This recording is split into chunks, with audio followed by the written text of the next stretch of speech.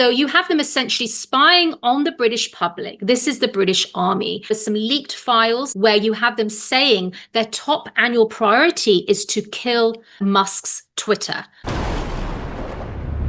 I wonder if you had a chance to investigate, when it comes to our country, the United Kingdom, the intervention of the 77th Brigade, Logically AI and CRISPR. The 77th Brigade is very interesting that you bring up. That's a unit of the British Army. It's dedicated to informational operations. And we know they had British public under surveillance, professors like Carl Hennigan under surveillance, and you have them looking at his tweets, what he was doing when he was criticizing the rule of six. This is to do with when we had lockdowns. So you have them essentially spying on the British public. This is the British Army. It's very disturbing, the machinery of censorship, Russell, which was at play.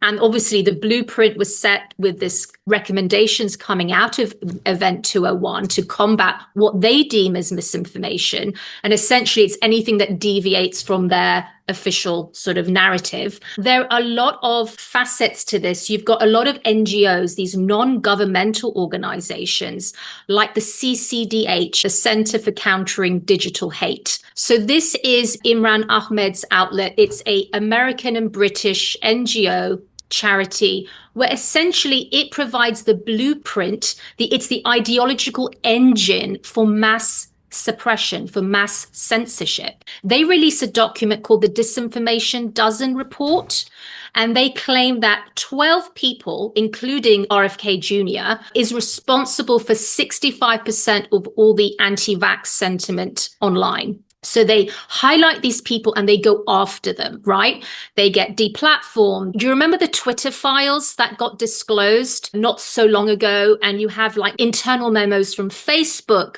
and they're kind of boasting how they're sort of, deplatforming these individuals. We know that the Biden administration worked with big tech companies to silence any dissenting voices. And that happened also in the UK. They pushed us super hard to take down things that were true. Anything that says that vaccines might have side effects, you basically need to take down.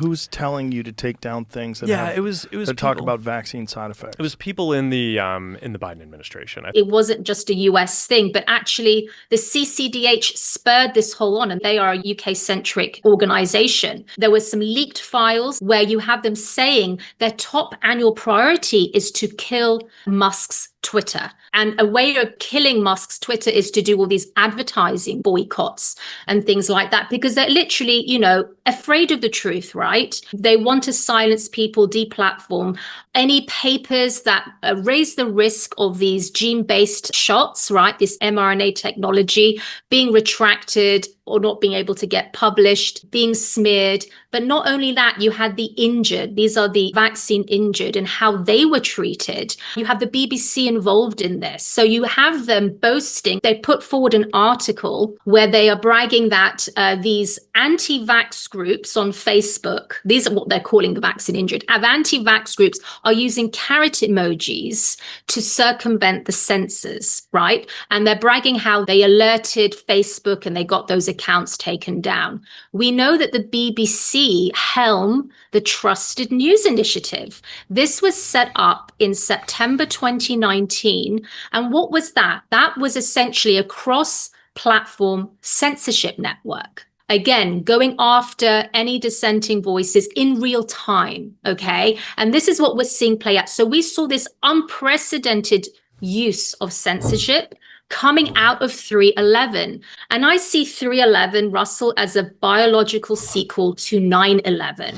Sort of like we enter this new era. So 9/11, what did we see come out of that? We saw this rise of mass surveillance. We saw endless wars. We saw the Patriot Act. With 3/11, what we're seeing this rise of biosecurity, okay?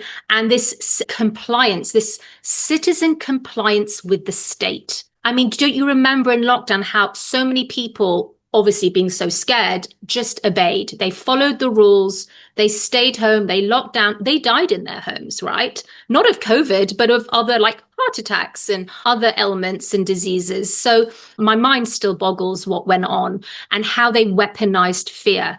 We must not forget this was a major psychological operation because early on, they knew that the infection fatality ratio was like at 0.1%, which is comparable to a severe flu season. Okay. They knew that early on, but what did they do? They scared the public, like, where they died in their homes. They didn't go out.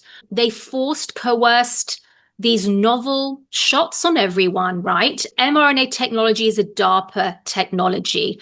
And DARPA is obviously, as you know, the military research arm of, the Pentagon. And we know that they were really desperate to bring out this mRNA technology. BioNTech and Moderna had failed to bring any mRNA product to market prior to 3/11. So it takes this disruptive event, right, this health crisis, to usher in this new novel technology. And I believe the lockdowns were a psyop. So people were so desperate to get the shots so the economy could go back to normal, they could have a normal life, they could travel, all of these things. It was just to coerce the public. And I believe it was, the greatest crime against humanity. I'm feeling very angry now.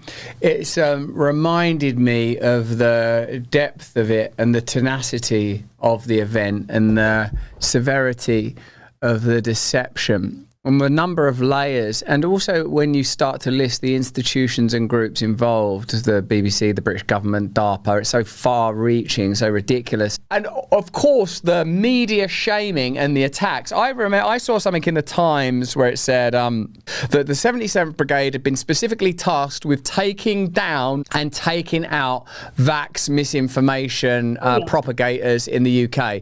Well, at the time of the pandemic, Sonia, not to make everything about me, but I do notice I have that habit. There was not a person that was more saying, hey, you want to be careful of these vaccines, and I don't trust the government, and I don't trust Big Pharma, and I don't trust the media. Yeah. There was no one doing that more in the UK than me. And what I'm beginning to appreciate and understand is, as long as they've got plausible denial, do you really think that Moderna were spending money here on Logically AI and the British government was spending here and the 77th Brigade were doing this? As long as they can sort of find ways to continue to advance control, they'll do it. And like in our country right now, there's sort of political upheaval and distraction and all of that. But generally speaking, the train is still on track, Sonia. My book is out now. There's a link in the description for you to buy it. And if you want it for free as an audiobook, and I really like it as an audiobook, get both if you can. There's a link for that as well.